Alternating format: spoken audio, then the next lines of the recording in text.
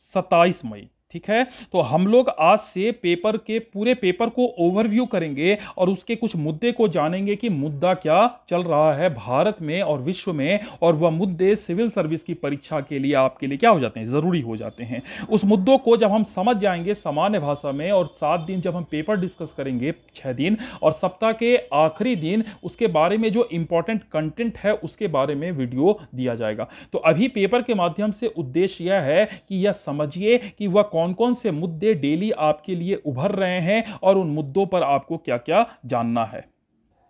आइए शुरुआत करते हैं। अभी आपको भारत में कौन सा चक्रवात आ रहा है? यास चक्रवात आ रहा है। यह यास चक्रवात कहां आया आपको पता है? ये बे ऑफ बंगाल, बंगाल की खाड़ी के क्षेत्र में यह चक्रवात का उदय हुआ। इससे पहले ताउते आया था जिसकी उत्पत्ति कहां हुई थी? अरब सागर में। और ऐसे और चक्रवात विश्व के और क्षेत्रों में आते हैं। अगर ये ऑस्ट्रेलिया में आते हैं तो इसे विली विली, अगर ये चाइना में आते हैं तो इसे आपको टाइफून, और अगर ये नॉर्थ अमेरिका में आते हैं तो इसे आप हरिकेन कहते हैं। ठीक है, तो और ये सारे ट्रॉपिकल रीजन में हैं, तो इसलिए इसको उष्ण कटिबंध चक्रवात कहते हैं। तो आपको यह जानना है चक्रवात क्या होते हैं, चक्रवात कैसे बनते हैं, चक्रवात का प्रभाव कैसे होता है, और चक्रवात के प्रभाव को कम करने के लिए प्रयास किया जाते हैं। दूसरा, चक्रवात का नामकरण कैसे होता है, विश्व के किस किस क्षेत्रों में चक्रवात आते हैं। तो यह हिस्सा है भूगोल का। किसका हिस्सा है? ज्योग्राफी का। तो ज्योग्राफी में आपको प्री में भी इससे संबंधित सवाल आते हैं, ज्योग्राफी में इसमें मेंस से भी संबंधित सवाल आते हैं, क्योंकि स्पष्ट रूप से आपके सिलेबस में चक्रवात लिखा हुआ है।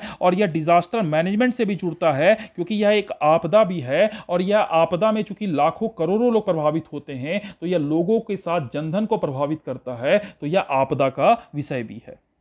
तो ये इश्यूज हैं जो आपको टॉपिक को समझना है। उस टॉपिक की चर्चा हम संडे को करेंगे। तो आज देखिए कि अब क्या क्या घटनाएं सिंपल तरीके से क्या क्या हो रही है। तो पहला क्या हुआ कि चक्रवात एक बनने की प्रक्रिया होती है, वो एक अलग मामला है, और यह बनने की प्रक्रिया के साथ साथ सबसे पहले जब वह भूमि पर टकराती है तो उसे लैंडफॉल कहते हैं। तो ये लैंडफॉल होता है तो कुछ घटनाएं और भी साथ होती है। क्योंकि यह लैंडफॉल एंटी क्लॉक डायरेक्शन में होता है, साथ साथ इस चक्रवात में बड़ी मात्रा में वायु है, बड़ी मात्रा में बादल है, और बड़ी मात्रा में जल की बूंदें हैं, और इसकी स्पीड भी बहुत ज्यादा है। तो यह बहुत बड़ा आकार का प्राकृतिक चीज भूमि से टकराने वाला है। जब यह टकराता है तो यह कुछ घटनाएं करता है। जैसे क्या करेगा? यह टकराएगा तो तेज हवा चलेगी। कैसी हवा चलेगी? तेज हवा। और हवा की स्पीड आपको 200 किलोमीटर के आसपास तक पहुंच सकती है। जो समुद्र का जल है वह जल तट के एरिया में क्या होगा? एंट्री करेगा, और इससे समुद्र का लवण जल मुख्य भूमि क्या होगा? प्रवेश करेगा। और ये क्या करेगा? तीव्र वर्षा होगी, फ्लश फ्लैट होगा, और 200 मिलीमीटर से ज्यादा वर्षा देखी जाएगी। तो तेज हवा, तीव्र वर्षा, और समुद्र के जल का तट के प्रवेश करना, ये घटनाएं व्यापक स्तर पे इस क्षेत्र में क्या लेकर के आएगी? आपदा, डिजास्टर लेकर के आएगी। और ये डिजास्टर क्यों होगा? क्योंकि इससे जन की हानि होगी, मनुष्य के मरेंगे, इससे धन की हानि होगी, क्योंकि इससे बनी हुई अवसंरचनाएं बनेगी। क्योंकि यहां पर क्या है, कई सारी जैसे रोड बना हुआ है, रेलवे बना हुआ है, सड़कें खत्म टूटेगी, पुल टूट सकता है, लैंडस्लाइड आ सकता है। तो यहां पर कई सारी क्या होगी? जनधन को नुकसान होगा, और इसके अलावा प्रकृति को भी नुकसान होगा, क्योंकि कई सारे पेड़ पौधे भी उखड़ेंगे। तो यह चक्रवात, आप देखिए कि अब लैंडफॉल हुआ तो क्या क्या बातें लिखी गई है कि यह चक्रवात अति गंभीर श्रेणी में कन्वर्ट हो चुका था, क्योंकि इसकी स्पीड ज्यादा थी और इसके अंदर क्या था? पानी का कंटेंट ज्यादा था। जब यह लैंडफॉल हुआ तो हवा की गति 130 से 145 किलोमीटर प्रति किलोमीटर के हिसाब से, और समुद्र का पानी कई गांवों में बढ़ गया, और दीघा जैसे क्षेत्र और कपिल मुनि मंदिर और आपको गंगा सागर, ये सारे भी क्या हो गए? जलमग्न हो गए। बाढ़ जैसे हालात हो गए, और खेतों में समुद्र का लवण जल जाने से क्या होगा? फसलें नष्ट हो गई। और ममता बनर्जी ने कहा है कि बंगाल में कि चक्रवात से 1 करोड़ लोग प्रभावित हुए हैं, और 3 लाख घरों को क्या हुआ? नुकसान हुआ है। तो नुकसान बहुत ज्यादा हुआ। कई सारे तटबंध टूटे हैं, पेड़ उखड़े हैं, मौतें लेकिन बहुत कम हुई, क्योंकि हमारा जो प्री प्री सिस्टम है आपदा का लड़ने का, चक्रवात का, ये बहुत स्ट्रांग है, क्योंकि हम पहले ही अनुमान लगा लेते हैं ये चक्रवात का नुकसान कितना ज्यादा होगा। कृषि को नुकसान हुआ है, और साथ साथ ये मानसून की रफ्तार को भी क्या करेगा? ब्रेक लगाएगा, क्योंकि भारत के लिए जो तापमान चाहिए उस तापमान को कम कर देगा, और इससे भारत एक तप्त स्थल न बनेगा जिससे समुद्र का जल आकर्षित नहीं होगा। तो यह भारत के मानसून को भी क्या करेगा? देर करेगा। यास तूफान का प्रभाव मानसून पर भी दिखेगा। उड़ीसा और बंगाल के तट इलाकों में उत्पात मचाने के बाद यास तूफान दक्षिण पश्चिम मानसून की रफ्तार पर भी ब्रेक लगा सकता है। केरल मानसून विभाग ने कहा था कि केरल में मानसून 1 जून को दस्तक देगा और ताउते का भी प्रभाव उस पर दिखाई देता है, क्योंकि ताउते और यास ने वर्षा करा दी भारत की भूमि पर, जिससे भारत में तापमान क्या होगा, कम हो गया, और समुद्र से आने वाली पवनें क्या होगी, थोड़ी कमजोर होगी। तो ऐसा अनुमान है कि दक्षिण पश्चिम मानसून का आगमन थोड़ा विलंब होगा। तो एक तो चक्रवात का जनधन पर प्रभाव है, दूसरा प्रभाव मानसून पर भी दिखता है।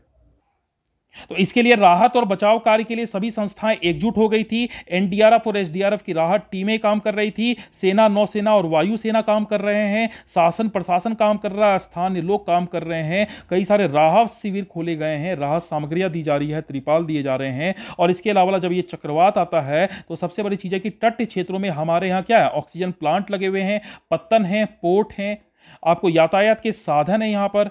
उसके बाद आपको यहाँ पर रिफाइनरी केंद्र होते हैं, कई बड़े शहर होते हैं। इनको सुरक्षित करना बहुत जरूरी होता है। और भारत ने आपदा प्रबंधन, चक्रवात के आपदा प्रबंधन में एक मिसाल कायम की है। और सही बात है कि प्रभाव को हमने कम किया है। अगर हमारे पास आपदा तंत्र मजबूत नहीं होता तो 1999 में उड़ीसा में सुपर साइक्लोन आया था, जिसमें 20,000 से ज्यादा लोग क्या हुए थे, मरे थे।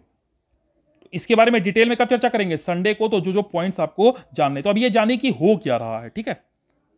यह मुद्दा बहुत इंपॉर्टेंट मुद्दा है यूपीएससी के मेंस के लिए। प्रीलिम्स में बहुत कम संभावना है। यह मुद्दा क्या है कि केंद्र सरकार ने 2021 में एक नीति लाई, और वह नीति का नाम था मध्यवर्ती दिशा निर्देश और डिजिटल प्लेटफॉर्म आचार संहिता, या कोड ऑफ कंडक्ट था, जो internet giant Facebook, WhatsApp, Instagram के लिए लागू होती है, ठीक है। तो ये नीति में क्या है कि आपको भारत में अपना केंद्र खोलना होगा। भारत सरकार जिस पोस्ट को आपको हटाने के लिए कहेगी उसको हटाना होगा, और जो सूचना मांगेगी वह सूचना देना होगा, क्योंकि लोगों की निजता के अधिकार की रक्षा करना भारत सरकार का काम है। और आप देश में अगर काम करते हैं तो आपको भारत सरकार के नियम के तहत चलना होगा। तो फेसबुक ने क्या किया है, फेसबुक के स्वामित्व वाली व्हाट्सएप ने केंद्र सरकार की तरफ से डिजिटल मीडिया के लिए बनाए गए आईटी नियम को चुनौती दी है। कहां चुनौती दी है, दिल्ली हाई कोर्ट। और उन्होंने कहा है कि इस नई नीति पर रोक लगाई जाए, क्योंकि इससे उपयोगकर्ता की निजता खत्म हो जाएगी, जो यूजर्स हैं फेसबुक और व्हाट्सएप में, और संविधान के तहत प्राप्त निजता के अधिकारों का क्या होगा, उल्लंघन होगा। इसके तहत मीडिया कंपनियों को उस उपयोगकर्ता की पहचान बतानी होगी जिसने सबसे पहले किसी मैसेज को पोस्ट या शेयर किया होगा। व्हाट्सएप ने यह भी दलील दिया हाईकोर्ट में कि नए नियम उसे मजबूर करता है कि वह बताए कि ऐप पर आया कोई मैसेज सबसे पहले कहां से आया था, और इससे एंड टू एंड एन्क्रिप्शन की नीति बेमानी हो जाएगी। जबकि कंपनी ने एंड टू एंड एन्क्रिप्शन को यह सुनिश्चित करने के लिए तैयार किया था कि दो यूजर्स के बीच बात किसी तीसरे को पता नहीं चले। और कंपनी ने यह भी कहा है कि अगर सरकार के नियम को लागू करती है तो कंपनी को अरबों मैसेज के डाटा का भंडारण करने के लिए मजबूर होना पड़ेगा। ऐसे में नए नियमों को निरस्त कर दिया जाए। तो व्हाट्सएप ने कहा है कि यह असंवैधानिक और निजता के अधिकार का क्या करता है, उल्लंघन करता है। अभी दिल्ली हाईकोर्ट इस पर क्या निर्णय देता है यह भी देखने का विषय होगा। यह मुद्दा तैयार हो चुका है, आपको याद रखिएगा, भारत में डाटा सुरक्षा, इंटरनेट जाइंट कंपनियों वाला मुद्दा, ठीक है। दूसरा देखिए, भारत में व्हाट्सएप के 53 करोड़ यूजर्स हैं, यूट्यूब के 44 करोड़ यूजर्स हैं, फेसबुक के 40 करोड़ हैं, इंस्टाग्राम के 21 करोड़ हैं, ट्विटर के 2 करोड़ के आसपास यूजर्स हैं। तो यह गंभीर समस्या भी आ रही है, क्योंकि ये इंटरनेट जाइंट कंपनियां भारत में बड़ी जकड़ जमा चुकी है, और कहीं ना कहीं ये संप्रभु संस्था अपने आप को मान रही है। तो इसमें अभी हाईकोर्ट ने डिसीजन नहीं दिया, तो इसमें एक राय रखी गई है कि व्हाट्सएप अपनी ही दलीलों में घिर सकता है, क्योंकि पहले भी कोर्ट ने क्या कहा है, कोर्ट ने कहा है कि मूलभूत अधिकार की भी अपनी एक सीमा होती है। अगर इसका टकराव कानून व्यवस्था, सामाजिक शांति और देश की संप्रभुता से होने लगे तो वैसे मामले में अधिकार क्या हो जाते हैं, सीमित हो जाते हैं, ठीक है। तो मतलब क्या है कि आपको असीमित अधिकार नहीं दिए गए हैं, और राष्ट्र की सुरक्षा, कानून व्यवस्था और शांति स्थापित करने के लिए आपत्तिजनक पोस्ट या ट्वीट को रोका जाना चाहिए, रोका जाता है, और यहां पर निजता के अधिकार का उल्लंघन हो सकता है।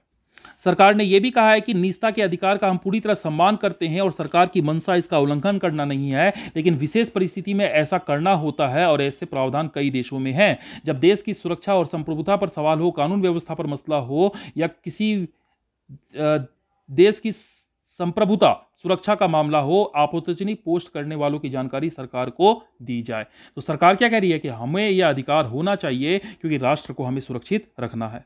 दूसरी तरफ सरकार व्हाट्सएप को यह कह रही है कि तुम तो जो अपने अपनी कंपनी अपनी जो ये प्रावधान है ये अमेरिका, ब्रिटेन, ऑस्ट्रेलिया, कनाडा जैसे देश में वहां पर लागू होते हैं, जबकि वहां इंटरनेट कंपनियां इसे मान रही है, फिर भारत में व्हाट्सएप की यह जीत क्यों है कि वह भारत में नहीं मारेगी। और इसके साथ साथ सरकार ने यह भी सवाल किए हैं कि व्हाट्सएप भारतीय यूजर्स को अपनी प्राइवेसी पॉलिसी को स्वीकार करने के लिए कह रहे हैं, वही व्हाट्सएप अपनी मूल कंपनी फेसबुक के साथ मार्केटिंग और विज्ञापन के उद्देश्य से यूजर से डाटा शेयर करेंगे। तो एक तरफ आप कह रहे हो निजता के अधिकार का उल्लंघन होगा, दूसरी तरफ आप खुद फेसबुक के साथ डाटा क्या कर रहे हो, शेयर कर रहे हो। तो यह मामला खड़ा हो गया, निजता का अधिकार या संवैधानिक अधिकार सीमित है या असीमित है। तो यह मेंस में बहुत इंपॉर्टेंट सवाल है। आर्टिकल 19 क्या हो चुका, आपका उभर चुका है, यूपीएससी में एक प्रमुख क्या हो चुका, मुद्दा हो चुका है। सरकार ने कहा है कि न्यायिक व्यवस्था के तहत निजता के अधिकार समेत सभी मौलिक अधिकार की तार्किक रूप से सीमित किया जा सकता है, और जब राष्ट्र की संप्रभुता, कानून व्यवस्था और शांति का मामला हो तो बिल्कुल किया जाना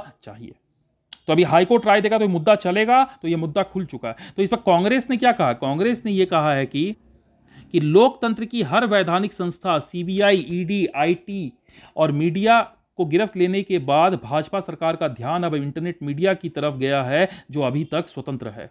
कांग्रेस ने कहा है कि इंटरनेट मीडिया केवल एक मैसेजिंग प्लेटफॉर्म है और सुप्रीम कोर्ट के 9 जजों की संवैधानिक पीठ के में निजता के अधिकार पर फैसला दिया जा चुका है, यह मौलिक अधिकार है। तो सरकार के ये नियम काला कानून है, क्योंकि यह लोकतंत्र की ऑक्सीजन बंद करने जैसा है, क्योंकि यह लोगों की निजता पर क्या करेगा, प्रभाव डालेगा। क्योंकि यह एंड टू एंड एन्क्रिप्शन तकनीकी जगत में निजता की रक्षा के लिए रीढ़ की हड्डी है, तो ऐसे नियम जो है निजता नहीं बचेगी। कांग्रेस कह रही है कि विचार की अभिव्यक्ति और निजता लोकतंत्र की नींव है, और नए नियम इस दोनों सिद्धांतों को क्या कर रहे हैं, कुचल रहे हैं। और कांग्रेस ने यहां तक कह डाला कि सरकार देश में उत्तर कोरिया के तानाशाही शासन का मॉडल लागू कर रही है। तो कुछ तो मामले इसमें सही है, कुछ मामले अति हैं, तो अति वाले आपको नहीं जानने, ठीक है। तो मामला यह है कि कहीं ना कहीं सरकार के नियम में भी कहीं ना कहीं समस्या है, जो अभिव्यक्ति की स्वतंत्रता और लोकतंत्र के विरोध में है। तो अभी यह मुद्दा बहुत, इसमें बहुत कॉम्प्लेक्सिटी जुड़ती जाएगी, तो संडे को आपको यह पूरा क्लियर हो जाएगा। ये वर्ड आपको याद रखना है, टीम इंडिया। अगर कोरोना का समाधान चाहिए तो हमें टीम इंडिया चाहिए। अगर हमारा देश कोरोना से महायुद्ध लड़ रहा है, ऐसे वक्त में काम करने का वक्त है, और देश की 36 राज्यों और केंद्र शासित प्रदेशों की सरकारों को केंद्र के साथ मिलकर टीम इंडिया बनकर काम करने का समय है। यहां भारत नेपाल के संबंध पे देखिए अभी क्या मुद्दा है, दो मुद्दा है। एक तो क्या है कि नेपाल में आंतरिक राजनीतिक स्थिरता, अस्थिरता चल रही है। दूसरा था कोरोना का नेपाल में प्रभाव बहुत ज्यादा हो गया, और भारत ने दोनों ही मुद्दों पर अपनी राय को रखा है। एक तो भारत के पास खुद ही वैक्सीन नहीं है, तो भारत नेपाल को क्या दे, पहले लहर में दिया था। और दूसरी तरफ भारत ने नेपाल की आंतरिक राजनीति को लेकर कहा है कि यह नेपाल का आंतरिक मुद्दा है, और आंतरिक फ्रेमवर्क और लोकतांत्रिक प्रक्रिया के तहत ही सुलझाया जाना चाहिए। और भारत हमेशा नेपाल के जनता की प्रगति, शांति और विकास की यात्रा की क्या करता है, मदद करता रहता है, ठीक है। और अगर ऐसी परिस्थिति हुई तो चाइना क्या करेगा, तो चाइना वहां की सरकार से भी क्या कर रहा है, संपर्क बढ़ा रहा है, और 10 लाख डोज वैक्सीन की दिया भी है। तो उस वैक्यूम को चाइना बढ़ाने का क्या करेगा, प्रयास करेगा, और चाइना का प्रभाव नेपाल में बढ़ता दिखेगा, जो भारत की संप्रभुता के लिए ज्यादा बेहतर नहीं है। यहां पर कहा गया कि यास तूफान का प्रभाव की कीमत क्या हो रही है, भारत में लगातार बढ़ रही है, विशेष करके सरसों की कीमत, सभी तेलों की। तो इस परिस्थिति में भारत में महंगाई बढ़ती जा रही है, और विशेष करके पोल्ट्री और मत्स्य पालक को, कि भारत में लोगों को तो तेल महंगा मिल ही रहा है, और इसके साथ साथ उद्योगों को भी तेल महंगा मिल रहा है। और मत्स्य पालक और पोल्ट्री जो छोटे लोग हैं, जो किसान, जो एग्रीकल्चर, पोल्ट्री उद्योग को 60 से 70 लाख टन सोयाबीन केक की जरूरत पड़ती है, जो इस पर बाजार में उपलब्ध नहीं है। और दूसरी तरफ सरकार ने इस पर 15% आयात शुल्क भी लगाया हुआ है, और भारत में इसका उत्पादन प्रभावित हुआ है। तो यह समस्या एक गंभीर समस्या दिखाई दे रही है। और दूसरी तरफ भारत 60% तेल क्या करता है, आयात करता है, और उसमें 22% सोयाबीन तेल का हिस्सा है। इस साल अमेरिका और ब्राजील में पैदावार बढ़ी है, और सोयाबीन के मूल्य में भी 100% की वृद्धि घरेलू बाजार में देखी गई है। तो कहीं ना कहीं वैश्विक स्तर पर उत्पादन बढ़ा है, लेकिन भारत में मूल्य बढ़े हैं। तो यह जल्दी जल्दी इसका समाधान किया जाना चाहिए, ताकि भारत मुद्रास्फीति से क्या हो सके, इस क्षेत्र में कम कर सके। आज कहा गया कि समय ही धन है, इसे व्यर्थ नष्ट करें। आपको पता है कि समय ही धन है, क्योंकि अगर आपके पास मानव जीवन में समय जो मिलती है उसकी एक सीमा होती है, न्यूनतम समय होता है। तो आपके समय से आपका भविष्य डिसाइड होता है, और आपके भविष्य से आपका सफलता डिसाइड होती है। तो अगर आप समय का सदुपयोग करते हैं तो जीवन की यात्रा क्या हो जाती है, बेहतर हो।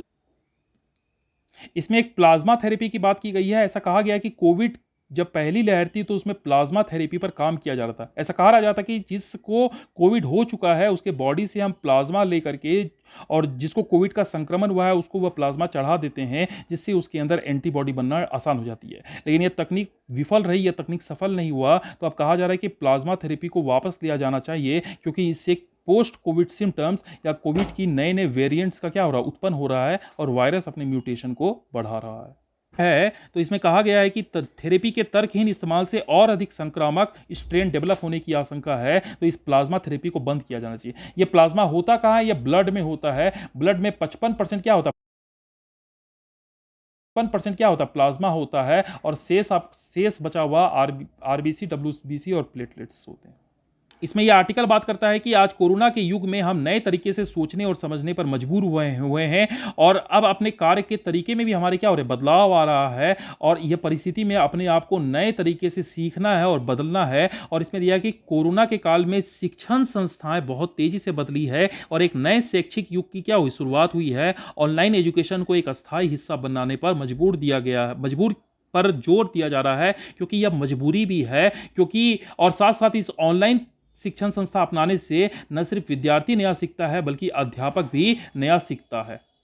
लेकिन शिक्षा चाहे ऑफलाइन हो या ऑनलाइन हो, किसी भी शिक्षा प्रणाली की सफलता इस बात पर निर्भर करती है कि इसका इस्तेमाल करने वाले लोगों को इससे क्या फायदा हुआ है। तो इसमें कहा गया है कि ऑनलाइन शिक्षा की कुछ समस्या भी है। इससे बच्चों पर मानसिक स्वास्थ्य गंभीर रूप से क्या होती है, प्रभावित होती है, क्योंकि भौतिक परिवेश में नहीं जाने पर जो बच्चे होते हैं अपने दोस्त, शिक्षक और एक तय दिनचर्या के अभाव से उनमें मानसिक दिक्कतें आ रही है और उनके सामाजिक विकास में भी शैक्षणिक परिसर की महत्वपूर्ण भूमिका होती है और ऑनलाइन शिक्षा ये आपको उसको विकल्प नहीं देता है। और उसके आसपास जो मित्र और शिक्षक होते हैं तो उस पर यह दबाव होता है कि वह अधिक से अधिक सीखे, बट ऑनलाइन में यह समस्या नजर आती है कि उसकी रुचि कम हो जाती है, क्योंकि फीडबैक देने वाली की भी कमी होती है, अस्पष्ट दिशा निर्देश होते हैं, तकनीकी समस्या भी होती है और एक और समस्या डिजिटल डिवाइड का है, क्योंकि अमीर इससे लाभ ले लेते हैं और गरीब के बच्चे इससे पीछे छूट जाते हैं। और गुणवत्ता का भी है, तो मुद्दे कई सारे हैं। तो हमें शिक्षा को बेहतर बनाना है और ऑनलाइन विकल्प हो सकता है, लेकिन ऑनलाइन ऑफलाइन का कुछ को का स्थान नहीं ले सकता है। कल कहा गया कि शर्मसार करती अशूरी प्रवृत्ति। इसमें कहानी कि एक युवक की है जो अपने मां के कोरोना इलाज के दौरान मेडिकल कॉलेज में उसकी मां ने दम तोड़ दिया। जब उसका शव मिला तो कानों के कुंडल गायब थे। ठीक है, तो लोगों की अंतरात्मा इतनी मर चुकी है, संवेदना इतनी मर चुकी है कि मृत शरीर से आभूषण उतारते समय उसके दिल ने झचकोरा नहीं है। ठीक है, तो शवों से आभूषण चोरी होने वाली घटनाएं बहुत ज्यादा दिख रही है। यह लोग मानवता के लिए कलंक हैं और इनकी असुरी प्रवृत्ति से पूरे समाज को शर्मसार करती है। ऐसे ही लोगों ने ऑक्सीजन की कालाबाजारी की, जीवन रक्षक दवाओं की कालाबाजारी की, शमशान घाट पर दाह संस्कार कराने के नाम पर मजबूरों से लूट की। लेकिन जिस पर जिंदगी बचाने की जिम्मेदारी हो, यदि वह ऐसे घृणित कार्यों में संलिप्त नजर आए तो संस्थाओं पर भरोसा टूट जाता है। तो ऐसे लोगों को बख्शा नहीं जाना चाहिए और सरकार इस पर कड़ी कार्रवाई करे और समाज भी इनको क्या करे, कड़ी कार्रवाई करे और समाज से इसको क्या कर दीजिए, निष्कासित कर देना चाहिए। यह बहुत ही अच्छा आर्टिकल है आपके लिए ज्योग्राफी और एनवायरमेंट इकोलॉजी को समझने का, क्योंकि हिमालयी क्षेत्र में जो बदलाव हो रहे हैं वह समझिए, क्योंकि मानसून के दुष्प्रभाव और मानसून अब चालू होने वाला है। तो ये टॉपिक आपके लिए खुल गया मानसून।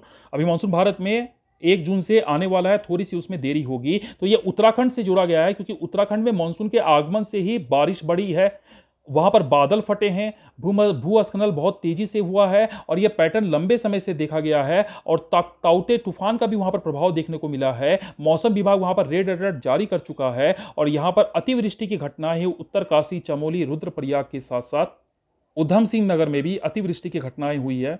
तो यह आप सोचने का समय है कि हिमालय भूभाग में बदलाव के कारण यह परिस्थिति बनी है कि किसी निश्चित समय अंतराल के बाद इस तरह की घटनाएं होती है। वर्षा के पैटर्न में बहुत ज्यादा बदलाव हुआ है, वर्षा की मात्रा में कमी नहीं हुई है लेकिन पैटर्न बदल गया है, क्योंकि बादल फटने जैसी घटनाएं बहुत बड़ी है। तो विषम भूभोग वाले प्रदेश में यह मौसम का यह मिजाज किसी चेतावनी का तो आगाह नहीं है, क्योंकि अभी मानसून सक्रिय होगा तो इसका प्रभाव और ज्यादा दिखेगा, भूस्खलन होगा और लीपू लेक जाने वाले मार्ग जो भारत चीन की सीमा जोड़ती है और और वह जान जोखिम वहाँ पर बन जाती है। तो यह सही है कि कुदरत पर हमारा वश नहीं है, लेकिन यह कुदरत हमारे ऊपर ज़्यादा अब क्या हो गई है, हावी हो रही है। वो हावी नहीं हो रही है, हमने हावी होने का प्रयास किया। कुदरत तो हमसे क्या कर रही है, बदला दे रही है और संतुलन बनाने का प्रयास कर रही है। तो हिमालयी क्षेत्र, यह बहुत बार मेंस में क्वेश्चन आया है, हिमालय क्षेत्र में बदलाव समस्याएं, तो इसमें कुछ पॉइंट्स आपको मिले, आप समझिए कि पैटर्न पूरी तरह बदल रहा है।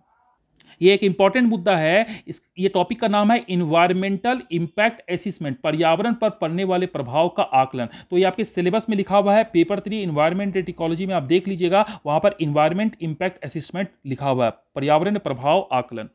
तो एनजीटी ने क्या कहा है? एनजीटी ने कहा है कि निर्माण परियोजनाओं में पर्यावरण नियमों के लगातार उल्लंघन का जिक्र करते हुए एनजीटी ने केंद्र सरकार को इस संबंध में सभी राज्यों के पर्यावरण प्रभाव मूल्यांकन प्राधिकरणों को मानक संचालन प्रक्रिया एसओपी जारी करने का विचार करने का निर्देश दिया है। तो एनजीटी ने सेंट्रल गवर्नमेंट और राज्य की सरकारों को यह कहा है, जो इन्वायरमेंटल इंपैक्ट असेसमेंट होता है निर्माण परियोजनाओं से, इसके लिए एसओपी जारी करे और इसी एसओपी के आधार पर आपको ईआई हो। यह इंपॉर्टेंट टॉपिक है, मेंस के लिए इस पर सवाल आने की बहुत संभावना है। तो एनजीटी भारत में बहुत बड़ी संस्था है, जो नेशनल ग्रीन ट्रिब्यूनल, जो पर्यावरण के क्षेत्र में एक प्राधिकरण है, अर्ध न्यायिक निकाय है, जो पर्यावरण के क्षेत्र में बहुत सारे दिशा निर्देश देती है। एनजीटी ने कहा कि निर्माण परियोजनाओं केस में पर्यावरण नियमों का उल्लंघन किए जाने की शिकायतें लगातार मिल रही है और इसलिए इस मामले पर पर्यावरण क्लियरेंस प्रदान करने के लिए एक उचित मानक संचालक प्रक्रिया तैयार की जाए और पर्यावरण एवं वन मंत्रालय भी देश के सभी पर्यावरण प्रभाव मूल्यांकन ईआईए प्राधिकरण को इस तरह की मानक संचालन प्रक्रिया जारी करने पर विचार कर सकता है। तो ये इन्वायरमेंटल इंपैक्ट असेसमेंट होता क्या है? क्योंकि जब भी सपोज कीजिए कि अगर आपको ये पहाड़ है और यहां पर आप डैम बनाएंगे, तो ये पानी बहुत बड़ा इकट्ठा होगा, तो ये इकट्ठा होगा तो यहां का इन्वायरमेंटल प्रभाव क्या हुआ? यहां पर आपको जल ज्यादा बढ़ेगा, यहां पर जो पौधे थे वो क्या हो जाएंगे, डूब जाएंगे, कई वनस्पतियां क्या हो जाएगी, डूब जाएगी, और यहां पर हम एक कृत्रिम अवसंरचना बना देंगे जो यहां के पूरे ज्योग्राफी को क्या करेगी, परेशान करेगी। तो यहां का तो इन्वायरमेंटल इंपैक्ट, तो यहां भूगोल हमने बदल दिया तो इसका प्रभाव इन्वायरमेंट पे पड़ेगा, बिल्कुल पड़ेगा। और हिमालय क्षेत्र में जो लैंडस्लाइड हो रही है, जो प्रकृति का कहर है, इसके पीछे एक यह भी प्रमुख कारण है। तो कोई आप सड़क बनाते हैं, रेलवे बनाते हैं, हाईवे बनाते हैं, कोई भी परियोजना, निर्माण परियोजना है, तो वहां पर आपको उसका पर्यावरण प्रभाव क्या है उसका आकलन होना चाहिए, ताकि प्रकृति के साथ विकास चले, प्रकृति के विरोध में नहीं। इससे पहले भी एनजीटी ने गाइडलाइंस दिया था central pollution control board CPCB को कि उद्योगों से निकलने वाले शोधित जल का इस्तेमाल सिंचाई एवं बागवानी में होना चाहिए। ठीक है, क्योंकि उद्योग सिंचाई, पौधारोपण या बागवानी के लिए जमीन की पर्याप्त उपलब्धता और शोधित जल का कृषि फसल, पौधों और भूजल पर पड़ने वाले असर का आकलन किए बगैर इस तरह के जल को जमीन पर नहीं छोड़ सकते, क्योंकि उनके द्वारा जो जल छोड़ा गया है उसके पर्यावरण प्रभाव बहुत ज्यादा हैं। तो ये एसओपी में, अब एसओपी सरकार बनाएगी, क्या निर्देश होंगे ये आपको 1 महीने में मिल जाएगा। तो आप समझिए कि ये आपके लिए यूपीएससी के मेंस के लिए मुद्दा खड़ा हो गया। ये अंतर्राष्ट्रीय मुद्दे पर क्या चल रहा है, चीन के लैब में बना था कोरोना वायरस या नहीं, डब्ल्यूएचओ के विज्ञानी फिर से जानेंगे, क्योंकि अब फिर से उभर रहा है मुद्दा कि इसकी जांच तार्किक और निष्पक्ष तरीके से होनी चाहिए। यहां पर आपको अफगानिस्तान वाला मुद्दा है कि आपको पता है अफगानिस्तान से नाटो की सेना क्या हो रही है, वापस जा रही थी, और इसके बाद अफगानिस्तान पर तालिबान का आक्रमण क्या हो गया था, बढ़ गया था। पाकिस्तान यह चाहता है कि तालिबान समर्थित वहां पर सरकार बने, और भारत चाहता है कि वहां लोकतांत्रिक समर्थन सरकार बने, और ऐसा अनुमान है कि नाटो के जाने के बाद अफगानिस्तान में घरेलू युद्ध जैसी स्थिति फिर से उत्पन्न हो सकती है, और अफगानिस्तान पे हुआ यह गृह युद्ध भारत के कई सारे हितों को क्या करेगा, प्रभावित करेगा। तो इस साल के मेंस के लिए आपके लिए इंपॉर्टेंट है कि नाटो की वापसी और अफगानिस्तान पर प्रभाव, ऑलरेडी ये यूपीएससी इस पर सवाल पूछ चुका है। तो अमेरिका ने इस पर स्पष्ट किया है कि नाटो अफगानिस्तान के प्रति अपनी जिम्मेदारी निभाता रहेगा, उसका शांति के प्रयासों में योगदान रहेगा। हम अपने सैन्य मिशन समाप्त हो गया, हम अपने सैनिक तो हटा रहे हैं, लेकिन शांति कार्य में अमेरिका वहां पर काम करेगा है। और कहा है कि तालिबान नागरिकों क्षेत्र पर हमला को तुरंत रोके, और ये हमले अस्पताल, स्कूल, विश्वविद्यालय और मस्जिदों के आसपास हो रहे हैं, जिससे लोगों की क्या हो रही है, मृत्यु हो रही है। ये यूएन में अभी जो हमारे विदेश मंत्री है जयशंकर ने मुलाकात की है एंटोनियो गुटेरस से, और जो वैश्विक मुद्दे हैं उस पर अपनी राय को रखा। तो भारत वैश्विक मुद्दे जैसे कोरोना की चुनौती, वैक्सीन सप्लाई चेन को दुरुस्त करना, जलवायु के मुद्दे, क्षेत्र चुनौती जो भारत के आसपास है, और संयुक्त राष्ट्र की अध्यक्षता के दौरान भारत की प्राथमिकताएं, तो इन मुद्दे पर भारत ने अपनी राय को रखा। और यह वैश्विक मुद्दे भी हैं जो Bharat BRICS, United nation, G20 जैसे देशों में भी उठाता है। तो ये मुद्दे इंपॉर्टेंट हैं, वैश्विक मुद्दे हैं, या ये सब पॉइंट्स आप उत्तर शैली में लिख सकते हैं। यहां पर आपको यह समझना है कि फिलिस्तीन में दो संगठन हैं, एक तरफ हमास है और एक तरफ वहां की सरकार है जिसके राष्ट्रपति है महमूद अब्बास। तो हमला कौन करता है? हमास करता है, और कई सारे इसको आतंकी संगठन मानते हैं। अमेरिका अभी अभी समझौता हुआ है, तो अमेरिका ने क्या बोला है? अमेरिका बोला है कि वहां के जो राष्ट्रपति हैं, किसके, अब्दुल अब्बास के साथ वो मुलाकात करेगा, हमास के साथ किसी प्रकार की वो मदद नहीं करेगा। तो समझिए, यह मत समझिएगा कि यह मुद्दा सुलझ गया है, यह मुद्दा और भी उलझता जा रहा है।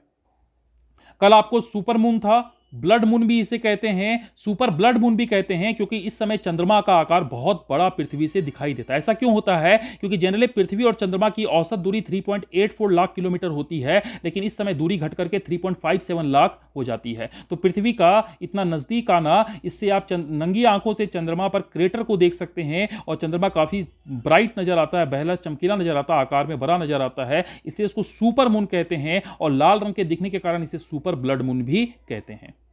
तो यह एक भौगोलिक घटना है, प्री के लिए महत्वपूर्ण है, और वैसे ही आपको प्रकृति के बारे में, इन घटनाओं के बारे में जानना चाहिए। हर कोई सफलता को नहीं पचा पाते, और सुशील कुमार जो ओलंपियन थे, उसने प्रतिष्ठा और सम्मान को कमाया, और एक घटना के बाद सारे प्रतिष्ठा पर दाव लग गया। मामला यह नहीं है कि आप कितने सफल होते हैं, मुद्दा यह है कि आप सफलता के बाद भी कैसे विनम्र और संयमित बने रहते हैं। तो यह आपके लिए उदाहरण है कि सफलता लंबे समय तक कैरी कर पाना या आजीवन, यह आसान काम नहीं है।